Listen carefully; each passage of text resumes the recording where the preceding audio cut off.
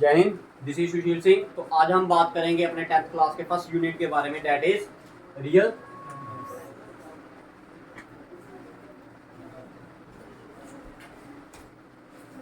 आइए, हमारा first lecture है क्लास 10th के मैथमेटिक्स का। ठीक है, हमारी आज से क्लासेस स्टार्ट हो रही है। दैट मीन आज जो डेट है वो क्या है आपकी? क्या डेट आज? भाई आज से हमारी जो डेट, इस डेट से हमारी क्लासेस स्टार्ट हो जाएंगी मैथमेटिक्स की। अगर कोई भी बच्चा ऑफलाइन रजिस्टर होना चाहता तो हमें मैसेज कर सकता है। ठीक है, तो बात करते हैं किसके बारे में? रियल नंबर के बारे में। इससे पहले जो हमारी क्लासेस मैंने ली हैं उसमें क्या पढ़ाया गया आपको? बेसिक। ठीक है, क्या पढ़ाया गया है? बेसिक। बेसिक चीजें, हर एक नंबर के बारे में पढ़ाया गया आपको। नेचुरल नंबर से लेके होल नंबर, इंटीजर्स और rational number, irrational number, rational irrational की आपको दो दो तीन तीन डेफिनेशंस भी पढ़ाई गई है। जब तक ये बेसिक क्लासेस जो कोई नहीं देख पाता भाई, पहले सबसे पहले आपका काम क्या है? इस लेक्चर को देखने से पहले भाई आपको बेसिक क्लासेस क्लियर करने पड़ेंगे, तभी भाई 10th क्लास के लेक्चर 1 को देखना। This is lecture number 1 of class 10। ठीक है, सबसे पहला काम ही आपका क्या है? जो बेसिक क्लासेस हैं from class 5th to 10th वो सारी की सारी पढ़े, जिसमें आपको पढ़ाया गया है कहां से कहां तक? Natural number, whole number, integers, rational number और इरेशनल नंबर। अब उसमें एक नंबर आपको नहीं पढ़ाया गया, दैट इज रियल नंबर। अब इतना आपको पता है ये कौन से नंबर होते हैं? Natural number. काउंटिंग नंबर्स को हम क्या बोलते हैं? जो कहां से स्टार्ट होते हैं? हमारे 1 से स्टार्ट होते हैं और कहां तक चलते हैं? इंफिनिटी की तरफ चलते हैं। फिर होल नंबर कहां से? काउंटिंग नंबर इंक्लूडिंग 0 को हम क्या बोलते हैं? Whole number. कहां तक चलते हैं? इंफिनिटी। उसके बाद इंटीजर पढ़ाया गया, पॉजिटिव और नेगेटिव नंबर इंक्लूडिंग 0। फिर उसके बाद रैशनल नंबर पढ़ाए गए, p/q की फॉर्म में जो नंबर होते हैं उन्हें हम क्या बोलते हैं? रैशनल नंबर होते हैं। फिर इरेशनल नंबर की डेफिनेशन बताएगी कौन सी? Non terminating, non repeating number are called irrational number. ये सारी चीजें आपको पढ़ा दी गई है भाई, पढ़ा दी हैं। अब बात करते हैं रियल नंबर की बात। किसकी? लिखिए डेफिनेशन, लिखिए set of all rational as well as irrational number. Set of all rational as well as irrational number is called a real number. कहने का मतलब क्या हुआ? रियल नंबर कौन से नंबर होते हैं भाई? जिसमें आपके सारे के सारे क्या आएंगे? रैशनल नंबर भी आएंगे और इरेशनल नंबर भी आएंगे। तो आप बोल सकते हो एग्जांपल के तौर पे, अगर मैं बोलूं 3/5 इज आ क्या है? 3/5 अगर रैशनल हुआ तो फिर वो रियल भी होगा। समझ आ गया? तो ये क्या है? रैशनल भी है और रियल भी है। अब ये बताइए ये कौन सा नंबर है? Irrational number. मैंने आपको बताया था जब भी अंडर रूट के अंदर क्या आ जाए? प्राइम नंबर आ जाए, वो कौन सा नंबर बन जाता है आपका? इरेशनल नंबर बन जाता। तो 7 क्या है आपका? प्राइम नंबर है। क्या है? Prime number. और प्राइम नंबर जब अंडर रूट के अंदर आ जाता है तो उसे हम क्या बोलते हैं? क्लियर है? अगर ये इरेशनल हुआ तो फिर क्या होगा? रियल होगा, क्योंकि सारे के सारे रैशनल भी इसी के अंदर आते हैं, सारे के सारे इरेशनल भी। तो आप बोल सकते हो भाई कि भाई सारे के सारे नेचुरल नंबर क्या होते हैं? सारे के सारे होल नंबर क्या होते हैं? सारे के सारे इंटीजर क्या होते हैं? सारे के सारे रैशनल नंबर क्या होते हैं? सारे के सारे इरेशनल नंबर क्या होते हैं? लेकिन उल्टा पॉसिबल नहीं है। सारे का सारे रियल नंबर इरेशनल नंबर नहीं है, सारे के सारे रियल नंबर रैशनल नंबर नहीं है, सारे के सारे रियल नंबर इंटीजर नहीं है, सारे के सारे रियल नंबर होल नंबर नहीं है, सारे के सारे रियल नंबर नेचुरल नंबर नहीं है। उल्टा पॉसिबल नहीं है, सीधा वाला पॉसिबल है। तो बात करते हैं सबसे छोटा सेट कौन सा होता है आपका? नेचुरल नंबर का। नेचुरल नंबर से बड़ा होल नंबर, क्योंकि सारे देखो ऐसा अब मैं आपको पढ़ाऊंगा कैसे पढ़ते हैं। उसके बाद आता है इंटीजर। इंटीजर को z से डिनोट करते हैं। किससे डिनोट करते हैं? जो रैशनल नंबर होता है उसको डिनोट करते हैं q से। किससे? q से। अब इनका कोई भी लेना देना नहीं है किससे? s से। s क्या है? Irrational number. s क्या है? Irrational number. और इन सभी को जो फादर साहब है इनके वो कौन है? Real number. ठीक है, अभी एक फादर और पढ़ोगे जब आप क्लास 11th में जाओगे, वो होंगे आपके कम्प्लेक्स नंबर। बट अभी तक आप 10th तक आप यही मान के चलो सभी नंबरों का बाप कौन है, ठीक है, क्लियर है। अब समझना भाई, सारे के सारे नेचुरल नंबर होल नंबर, लेकिन सारे के सारे होल नंबर नेचुरल नंबर नहीं होते। बाकी नीचे से आप ऊपर जा सकते हो, लेकिन ऊपर से आप नीचे नहीं आ सकते। इसको बना लो, समझ आ गई भाई। जब क्वेश्चन डालूंगा तो ऐसे डालूंगा, गिव एग्जांपल अगर पूछी जाए तो क्या दोगे।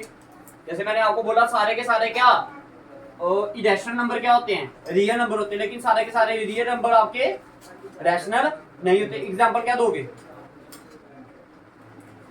अब बताइए, ये जो नंबर है √3/5, ये क्या है, रियल नंबर है। मैंने अभी बोला सारे के सारे रियल नंबर क्या नहीं होते, इरेशनल नहीं होते। अब 3/5 क्या है, रियल है। क्या ये इरेशनल है, नहीं है ना, तो एग्जांपल के तौर पे ये है, क्योंकि 3/5 क्या है, रैशनल। अब मैंने ये भी बोला कि भाई सारे के सारे रियल नंबर रैशनल भी नहीं होते। अब रैशनल नंबर ये बताइए, ये √7 क्या है, इरेशनल, इरेशनल भी है, इरेशनल जो। अरे बताइए √7 आपका रियल नंबर है ना, ठीक है। √7 क्या आपका रियल नंबर। अब रियल नंबर तो है क्या, ये आपका रैशनल नंबर है, नहीं है। तो आ गया ना कि सारे के सारे रियल नंबर आपके क्या नहीं होते, रैशनल नहीं होते। समझ आ गया बेशक, बताओ कोई कंफ्यूजन है तो।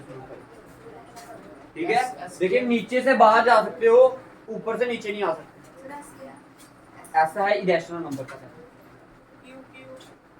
Q set of rational number. भैया अगर अंडररूट में कंपोजिट नंबर आ जाए, अंडररूट में कंपोजिट नंबर आ गए, जैसे कि कोई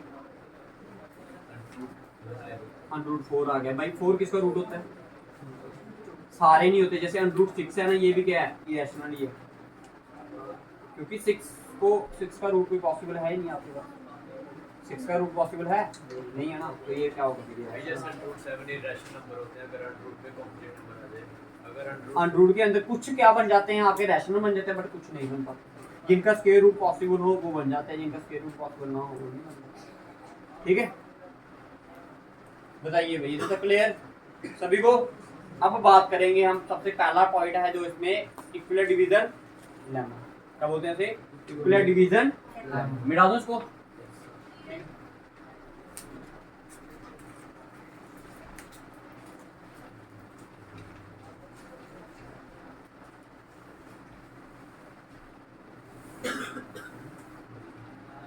सबसे पहला टॉपिक जो है आपका वो क्या है, इक्विलर डिवीजन।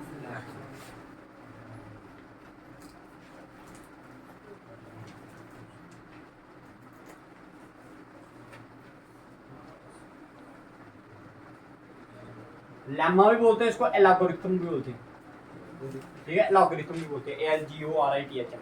ठीक है, अब समझना भाई होता क्या है।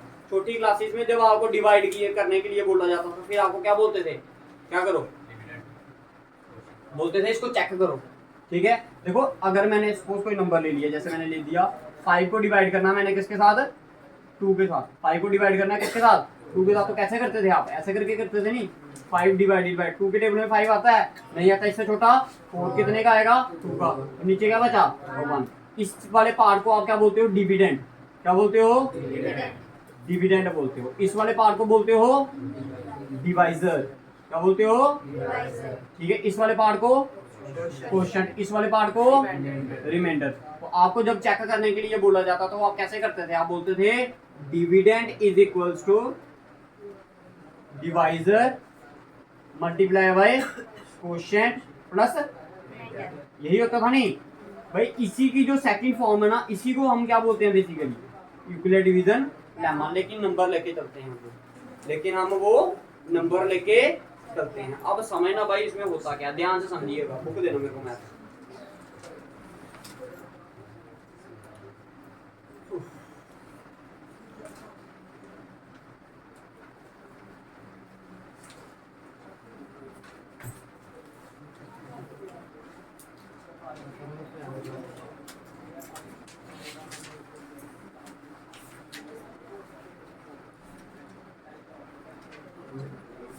देखिए इक्विलर डिवीजन लेमा की स्टेटमेंट लिख लीजिए। देखिए देखो, given positive integer, given positive integer a and b, given positive integer a and b, there exist का ये साइन होता है, ठीक है, there exist unique integer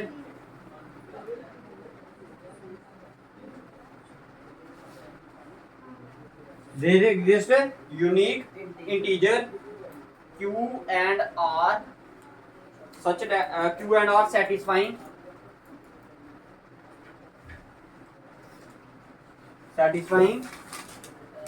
a is equals to bq plus r। फिर एक कंडीशन होती है 0 is less than equal to r less than b। भाई ये बच्चे बड़ी ज्यादा गलती कर देते हैं इसको लिखने में, इधर लेस देन है इधर लेस देन नहीं। अब मैं इसका मतलब भी समझा दूंगा और ये क्वेश्चन भी समझा दूंगा, ठीक है। कहता है आपके पास दो इंटीजर है, पॉजिटिव इंटीजर होने चाहिए भाई a और b, ठीक है। जैसे आपके पास इधर पॉजिटिव इंटीजर थे दो, एक a और एक b, 5 को मान लो a, इसको मान लो b। बाकी जो क्या करेंगे एक दूसरे को क्या करेंगे डिवाइड करेंगे। इधर डिवाइड वर्ड यूज नहीं हुआ बट बेसिकली ये हुआ क्या है डिवाइड ही हुआ। क्या हुआ है डिवाइड ही हुआ है, जिसमें a को हम क्या मानते हैं, जो इनमें से दोनों में से बड़ा होगा ना, बड़ा हम हमेशा क्या मानते हैं a को मानते हैं। क्या मानते हैं a को। तो a क्या आ गया आपका डिविडेंड आ गया, ठीक है। इधर क्या आ गया आपका, ये क्या आ गया आपका डिवाइजर, ये क्या आ गया आपका q और ये क्या आ गया आपका r। कहता है जब आप b को a को किससे डिवाइड करोगे b के साथ, तो कोई एक वैल्यू मिलेगी आपके पास q और r जो इस कंडीशन को क्या करेगी सेटिस्फाई करेगी। This is dividend, this is divisor, this is quotient and this is remainder, ठीक है। समझ आई ये कंडीशन समझ आ गई। अब इस कंडीशन का मतलब क्या है, 0 is less than equal to r less than b। भाई 0 इज लेस देन r क्या है आपका रिमाइंडर। कहता जो r होगा ना r क्या होता है रिमाइंडर, r क्या होता है रिमाइंडर, और b क्या होता है डिवाइजर। कहता जो r की वैल्यू है, किसकी वैल्यू r, जो r है उसने बोला 0 is less than equal to r, जो r की वैल्यू है वो 0 हो सकती है। 0 जो r है वो 0 से क्या होगा, या तो बराबर होगा या तो क्या होगा, पढ़ो उसको क्या होते हैं r is greater than equal to, पढ़ते हो इसको इधर से पढ़ोगे तो क्या बोलोगे, देखो इधर से पढ़ोगे तो क्या बोलोगे 0 is less than equal to r, इधर से पढ़ोगे तो क्या बोलोगे r is greater than equal to 0। समझ आया, r is greater than equal to 0। आगे क्या है लेस देन b, लेकिन जो r की वैल्यू होगी वो b से क्या होगी हमेशा कम होगी। r की वैल्यू हमेशा b से क्या होगी कम होगी। अब बताइए इधर r की वैल्यू क्या आई b क्या था आपका, तो बताओ कम है या ज्यादा है।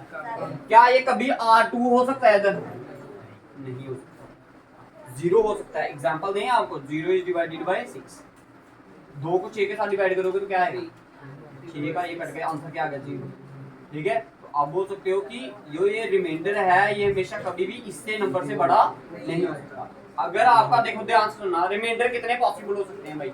अगर मैं b की वैल्यू 7 ले लूं, b की वैल्यू क्या ले लूं 7 वैल्यू ले लूं, किसकी b की वैल्यू कितनी ले लूं 7, तो इसके जो रिमाइंडर होंगे ना, रिमाइंडर क्या क्या पॉसिबल हो सकता है, वो रिमाइंडर आपको 0 1 2 3 4 5 और 6, ये तीनों जो सारे के सारे रिमाइंडर पॉसिबल है, मतलब इससे एक कम, इससे एक कम, बाकी वाले सारे रिमाइंडर पॉसिबल नहीं। चुकी तो देखो मैं आपको ये बता, आपको डिवाइड किया आपके साथ तो लीटर कितना आपके साथ डिवाइड करो।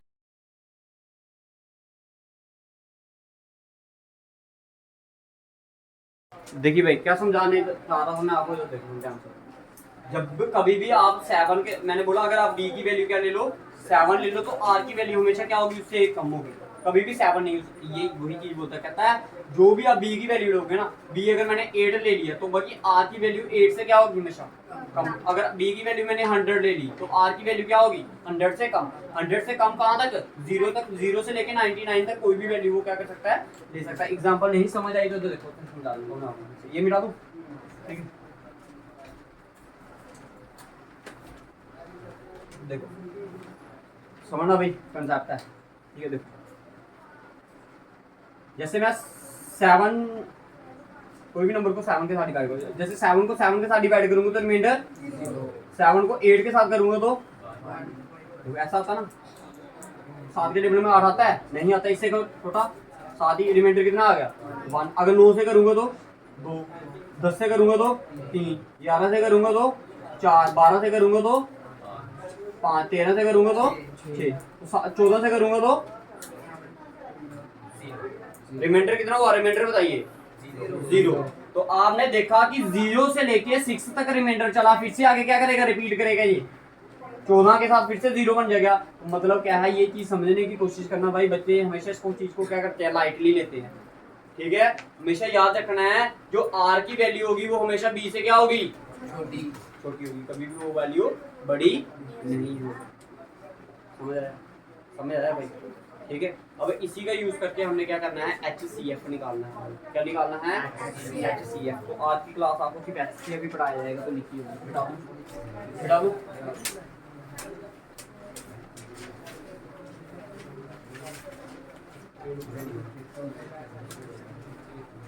भाई, बात नहीं हुए ध्यान से बना भाई। छोटे नंबर से स्टार्ट करते हैं, ठीक है, फिर उसको बड़े नंबर तक लेके चलेंगे। ठीक है, जैसे मैंने आपको बोल दिया, आपने एक डिवाइड करना है, कौन सा डिवाइड करना है ये बताता हूँ मैं। 7 को डिवाइड करना है किससे, 65। ठीक है, आपने 7 और 25 का क्या निकालना है, HCF निकालना है। क्या निकालना है, HCF का मतलब क्या होता है, हाईएस्ट कॉमन फैक्टर।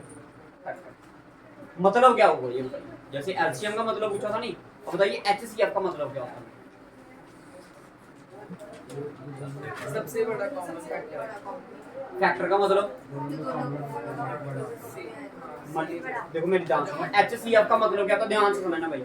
सबसे बड़ा नंबर भाई ध्यान से सुनना, सबसे बड़ा नंबर जो 7 को भी डिवाइड करे और 25 को भी डिवाइड करे। कोई ऐसा नंबर है जिसके टेबल में सबसे बड़ा नंबर देखना आपने, मगर जो जिसके टेबल में 7 भी आता हो और 25 भी आता हो, कोई नंबर है ऐसा, नहीं है। और कोई नंबर, कोई भी नहीं है नंबर 1। इसका HCF क्या होगा, बिना निकाले भाई। ठीक है, अब मैं आपको और पूछता हूँ 2-3 बिना निकाले बताने हैं आपने। ठीक है, अच्छा बताइए ये इसका बताइए, सबसे बड़ा नंबर जिसके टेबल में 4 भी आता 26 भी आता, बताइए, बताओ जल्दी सोचो। 2 भाई देखो, 1 अगर नहीं हुआ ना कुछ भी, तो लास्ट में यकीन रखना कि हमारे पास कौन है, 1। भाई जो मर्जी नंबर आ जाए 1 होगा ही होगा। अब देखो 1 के तो आपको पता है, और कोई नंबर है जिसके टेबल में दोनों आते हैं, अगर दोनों इवन हैं, अगर दोनों नंबर के हैं इवन, समझो 2 तो उसका हो ही सकता है। और कोई सोचो 4 के टेबल में 26 आता है, सबसे पहले इधर से ही चेक करना है, इन दोनों में से जो छोटा नंबर होगा ना उधर से चेक करना है, इन दोनों में से छोटा कौन सा है, 4। अब क्या 4 के टेबल में 26 आता है, नहीं आता। इससे छोटा 3 के टेबल में दोनों आते हैं, नहीं है। इससे छोटा 2 के टेबल, तो दैट मीन HCF इज 2। अभी निकाल के बताएंगे, वही सेम आंसर आएगा। अच्छा इसका बताइए,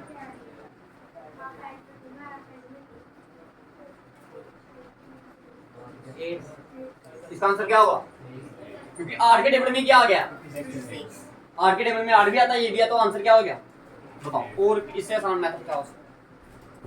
अब 3 नंबर वाला बताता हूँ, जब 3 नंबर वाला बोला जाए आपको, तो तीनों को चेक करना है। क्या करना है, तीनों का बताइए।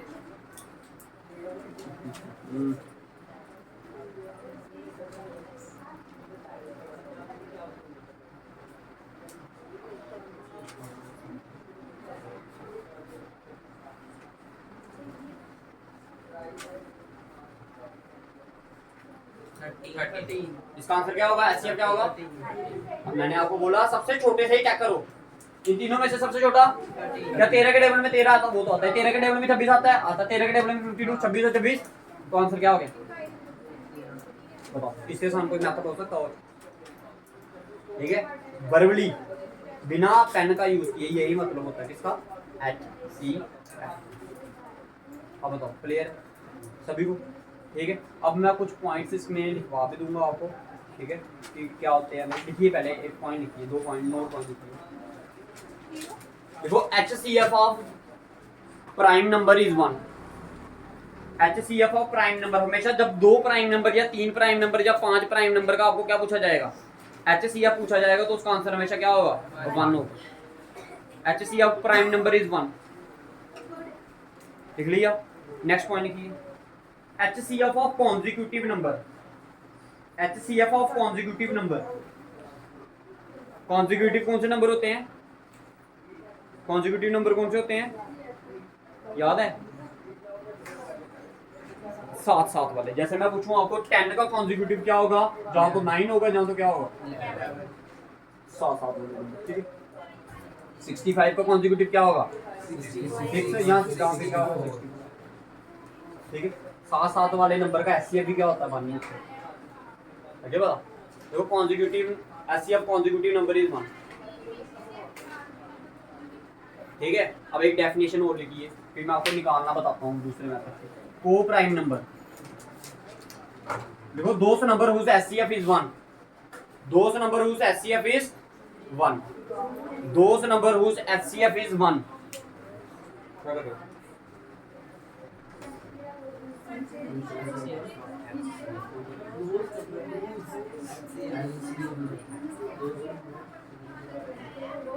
बार बार से हो क्या किया ना कभी आता है।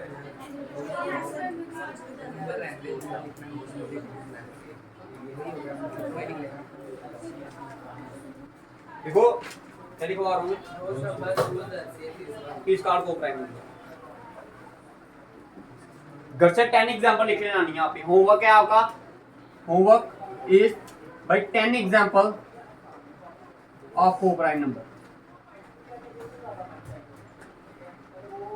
ठीक है। अब आते हैं भाई लॉन्ग डिवीजन मेथड से एलसीएम कैसे, एचसीएफ कैसे लेंगे। ये आ गया, देखो 3 मेथड से आपको एचसीएफ लेना बताया जाएगा। कितने मेथड से, 3। This is your first method जो अभी आपको बताया गया, शॉर्टकट मेथड कहते हैं इसे हम क्या बोलते हैं, शॉर्टकट मेथड। अब आपको बताता है लॉन्ग डिवीजन मेथड से एचसीएफ कैसे लिया जाता है। इन्हीं नंबर का हम लेंगे, इसका 7 और 7 और 65 का एचसीएफ कितना आया था आपके पास, कितना आया था, इन दोनों का एचसीएफ कितना होता है, 7 और 65 का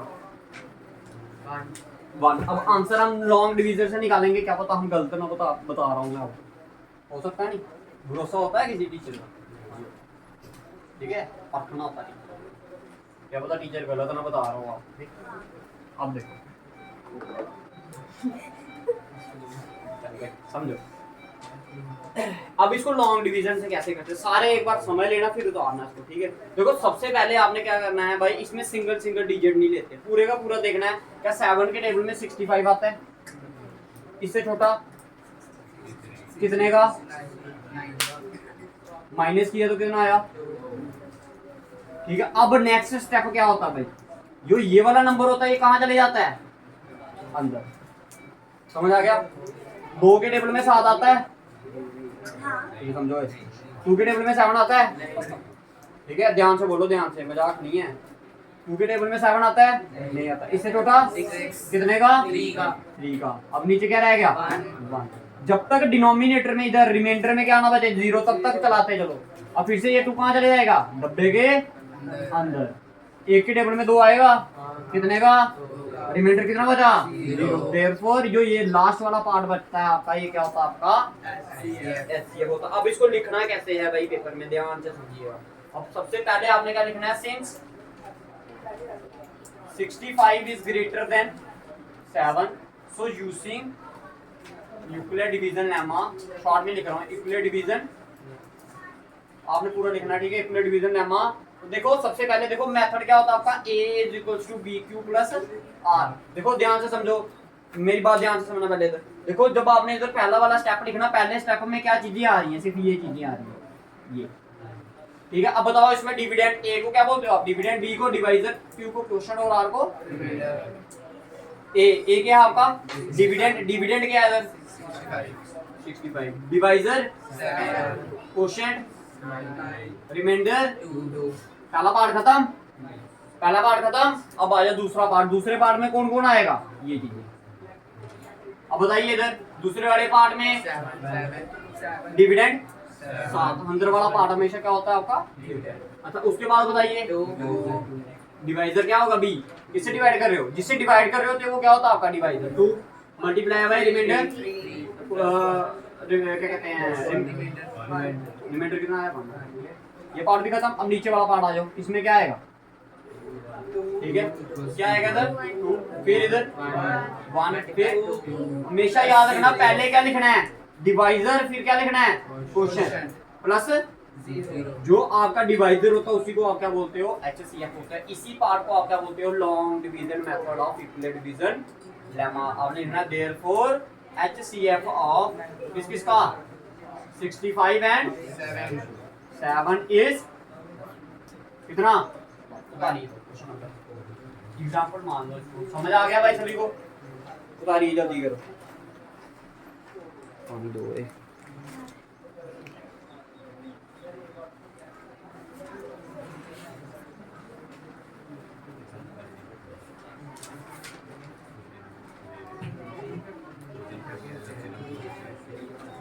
साइंस का क्या किया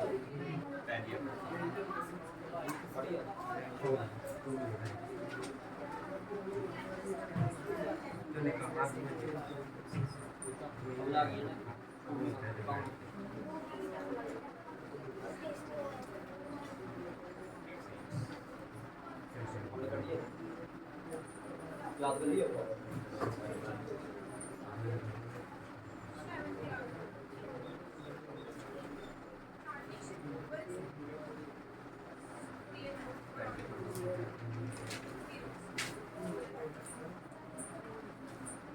तो बेटा करता हूँ तेरा इलाज तुमने नहीं पढ़ना है ना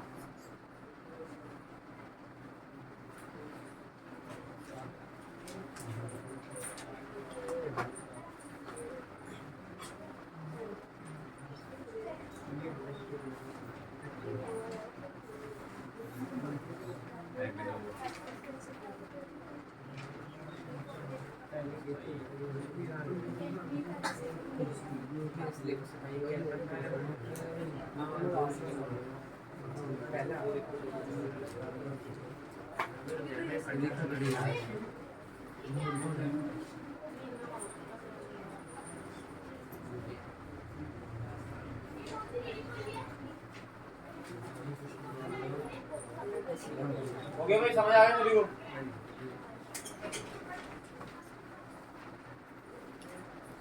एक दो क्वेश्चन और करते हैं ठीक है फिर बाकी मैं क्वेश्चन आपको दूंगा ठीक है करने के लिए ये हमारा फर्स्ट लेक्चर था किसके बारे में क्लास 10th के मैथ्स के बारे में ठीक है धीरे धीरे वर्कलोड आपका बढ़ाया ही जाएगा कम नहीं होगा वो इधर से बढ़ेगा ही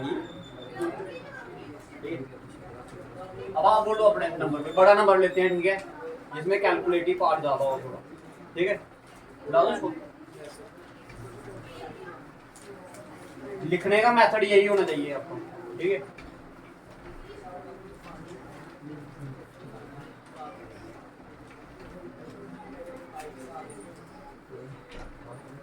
अच्छा देखो कई बार क्या होता है आपको क्वेश्चन अगर मैंने जैसे आपको बोला इसका बताइए एससीएफ क्या होता है शॉर्टकट मेथड से बताइए इसका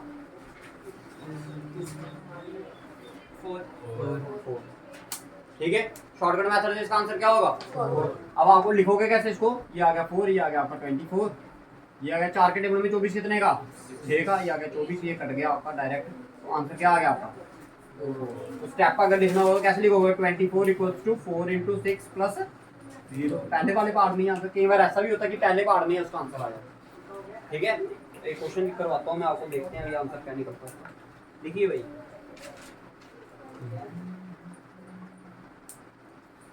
देखो find the HCF of 4 55 and 42 ठीक है करें देखिए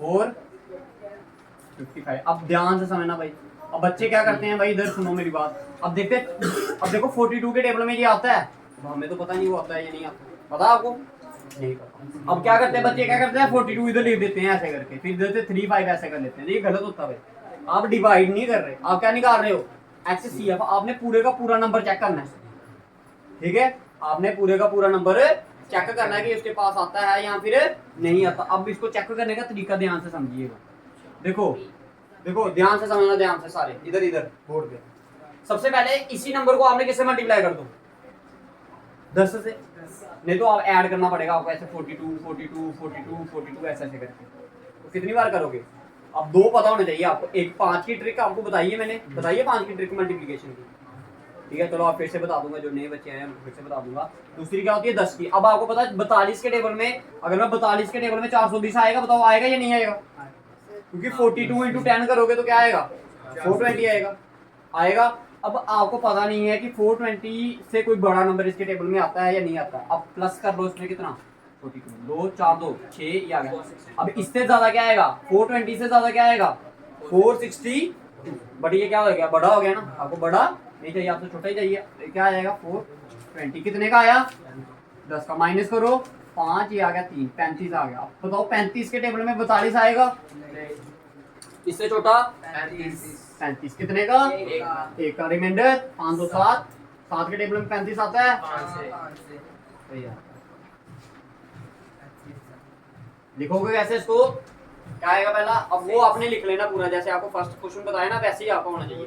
तो क्या आएगा 455 equal to 42 multiply by 10 plus 35। Next step, अब ऐसे भी याद रख, तो ये वाली चीज कहाँ आ जाती है, यहाँ पर आ जाती है 42, तो ये कहाँ आ जाती है इसकी जगह पर 35 मल्टीप्लाई बाय 1 प्लस 7, ये कहाँ जाएगी, इधर आ जाएगी 35, ये 7 कहाँ आ जाएगा इसकी जगह पर 7 इंटू 5 प्लस।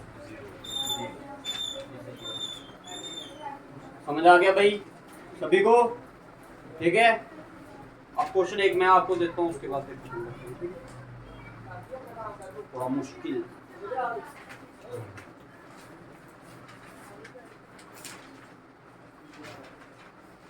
देखिए 96 एंड 404 इनका निकालिए, HCF निकालना होगा। 96 एंड 404 भाई एक दूसरे से नहीं देखना, बाद में ध्यान से करना है, दिव्या अपना करना, ठीक है। तो बाद में समझ नहीं आएगा तुम्हें कभी।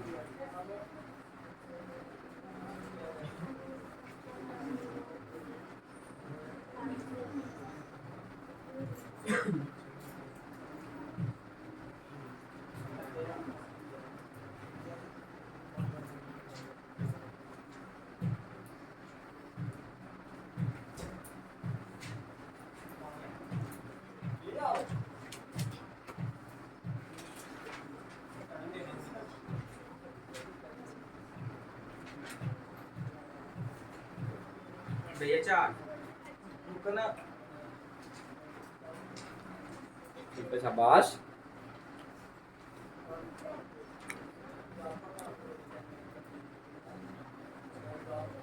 ये 3 तीन न्यूज 4 भैया।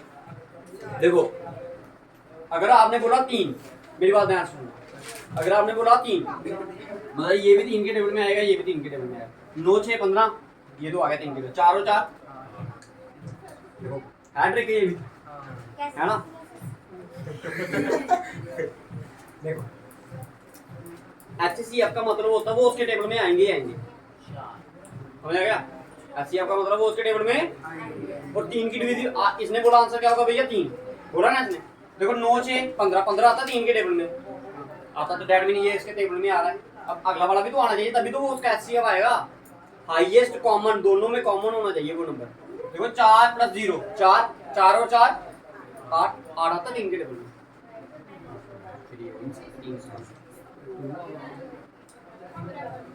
क्या है आपका आंसर सभी का, हाँ मेरा 4 आया। निकाल फिर से।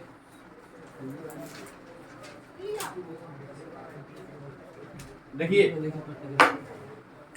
देखो भाई, और सारे इधर ओए देखो 96 डिवाइडेड बाय 400, और ऐसे ही अगर मैं इसको 10 से डिवाइड मल्टीप्लाई करूँ तो क्या आएगा, ये तो बहुत दूर है, ये समथिंग इसके आधे के पास है, समथिंग इसके आधे के पास है। चेक करते हैं।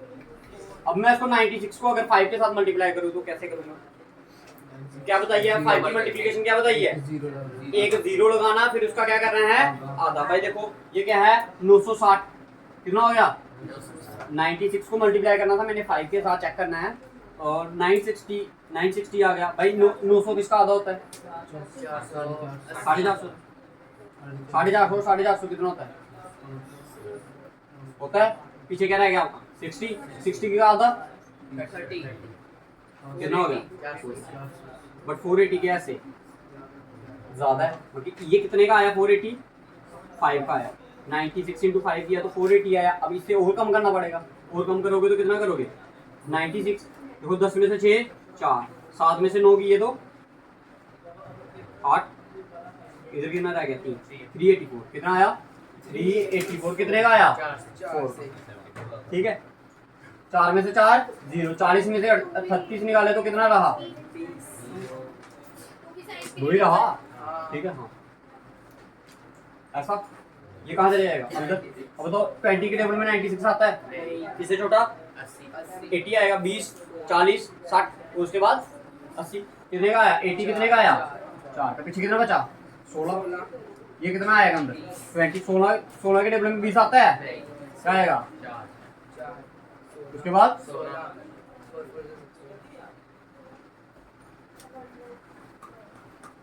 ठीक है भी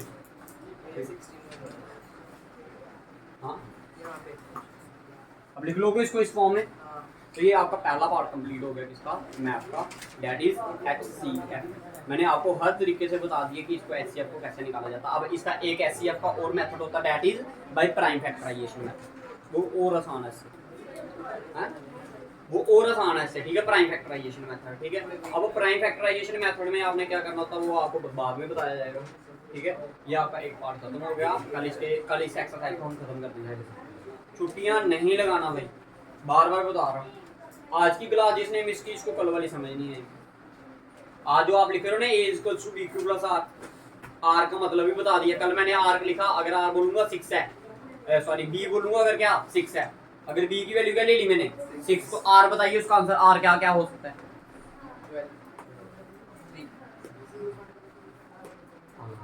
अगर आर की वैल्यू बी की वैल्यू क्या आई 6 मैंने क्या बोला हमेशा आर क्या होगा बी से कम होगा तो उसकी वैल्यू क्या होगी 0 1 2 3 4 5 अगर मैंने ले लिया क्या बी ले लिया 100 तो आर क्या होगा 0 से लेके 99 तक कोई भी हो सकता है बताया नहीं अभी रिमाइंडर ठीक है कभी भी रिमाइंडर डिवाइजर के बराबर नहीं होता ठीक है इस कंडीशन को याद रखना है आपने सारे 0 is less than equals to R less than ठीक है भाई क्लियर है भाई सभी को बताइए कोई कंफ्यूजन है किसी को बताइए ऐसी है अब लिखिए होमवर्क की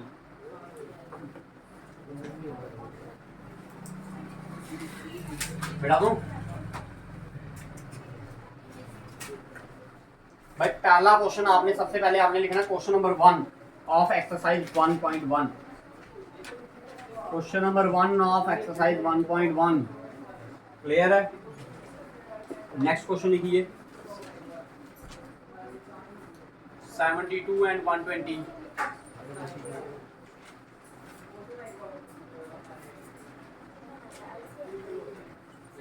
6 and 20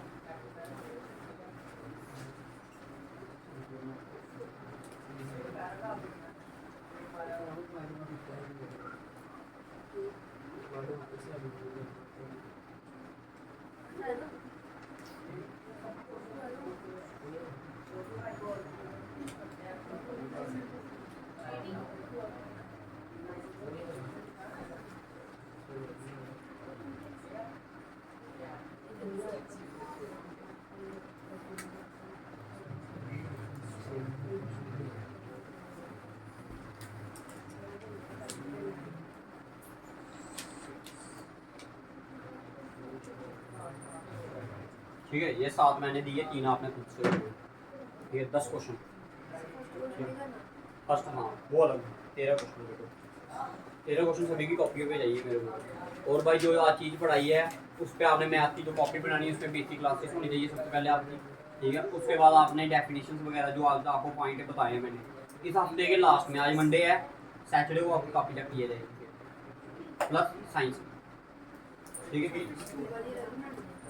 स्कूल वाले से कोई लेना ठीक है एक ऐसी कॉपी बनाओ जो आपको काम आए बाद में भी काम आएगा यहाँ पे हो रहा है ठीक है यहाँ पे करा रहे हैं